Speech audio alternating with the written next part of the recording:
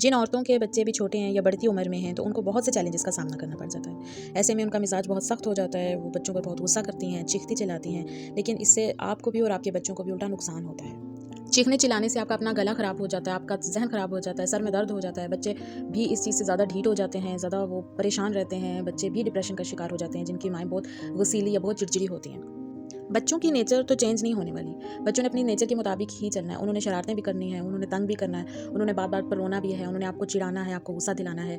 तो अगर हम ये कहें कि हम बच्चों की नेचर चेंज कर सकते हैं तो ऐसा नहीं हो सकता। और अगर हम ये कहें कि हम अपने बच्चों को कहीं दूर भेज दें, ऐसा भी नहीं हो सकता। तो क्यों ना हम फिर ऐसा कोई हल निकालें जो हमारे लिए भी और हमारे बच्चों के लिए, दोनों के लिए बेहतर हो। और वो हल यही हो सकता है कि हम अपना आप थोड़ा-सा चेंज कर लें। तो जब आपको बच्चों पर बहुत ज़्यादा गुस्सा आए तो आप बच्चों को दुआ दें। जो आप उनको गाली देंगे या जो आप उनको बुरा भला कहेंगे वो उनको समझ में नहीं आएगा। ऐसी दुआ भी उनकी समझ में नहीं आएगी, लेकिन दुआ से उनका कोई नुकसान नहीं होगा। हो सकता है कि आप गुस्से में अपने बच्चे के बारे में कुछ ऐसा बोल दें जो बाद में सच हो जाए और आप उसके लिए सारी ज़िंदगी अपने आप को कोसते रहें। तो इससे बेहतर है कि आप उस टाइम पे अपने बच्चे को दुआ दें। माँ की दुआ तो अर्श हिला देती है। आप उसको उसके लिए कोई ऐसी दुआ मांगें जो मुस्तकबिल में उसके काम आए। हमारी चीखने चिल्लाने से हमारे बच्चे का मुस्तकबिल दांव पे लग सकता है, उसकी मासूमियत खत्म हो सकती है। तो क्यों ना हम कुछ ऐसा करें जो उसके लिए बेहतर हो, जो उसकी अगली ज़िंदगी के लिए बेहतर हो। हो सकता है हमारी ना जाने कौन सी ऐसी दुआ जो अल्लाह पाक को पसंद आ जाए वो हमारे बच्चे के हक में हो जाए और वो उसकी ज़िंदगी को संवार के रख दे। कारी सुदेश साहब जो बहुत सालों से हरमैन शरीफैन की खिदमत कर रहे हैं, वहाँ पर वो बाजमात नमाज़ पढ़ाते हैं, वहाँ के वो इमाम हैं। उनकी अगर ज़ुबानी सुना जाए तो वो कहते हैं कि वो बहुत शरारती थे अपने बचपन में। वो अपने बचपन में हर किस्म की शरारतें करते थे, अपनी माँ को बहुत तंग करते थे और उनकी माँ उनको हमेशा दुआ देती थी। एक दिन वो कहते हैं कि हमारे घर में मेहमान आ गए और मेरी माँ ने मेहमानों के लिए खाना बना कर रखा हुआ था और जो है वो उन्होंने जैसे ही वो मेहमान आए और सर्व करने का वक्त आया तो उन्होंने वो सालन जो है वो उलट दिया और वो सारा सालन गिर गया। तो उस टाइम उनकी माँ ने उन्हें दुआ दी कि सुदेश, अल्लाह तुम्हें हरमैन शरीफैन का इमाम बनाए।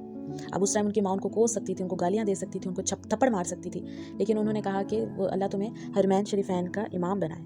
और वो कहते हैं कि शायद मेरी माँ की वही दुआ थी जो जिसने मुझे हरमैन शरीफैन में न जाने कितने साल खिदमत का मौका दिया। अगर उस टाइम पर उनकी वालिदा ने उनको कोसा होता, उनको बुरा भला कहा होता, उनको कोई बददुआ दे दी होती, तो आप खुद सोच सकते हैं कि वो आज किस मकाम पर होते। लेकिन एक दुआ ने उनकी ज़िंदगी बदल दी। तो न जाने हमारी कौन सी दुआ हमारे बच्चे को लग जाए और उसका मुस्तकबिल बन जाए।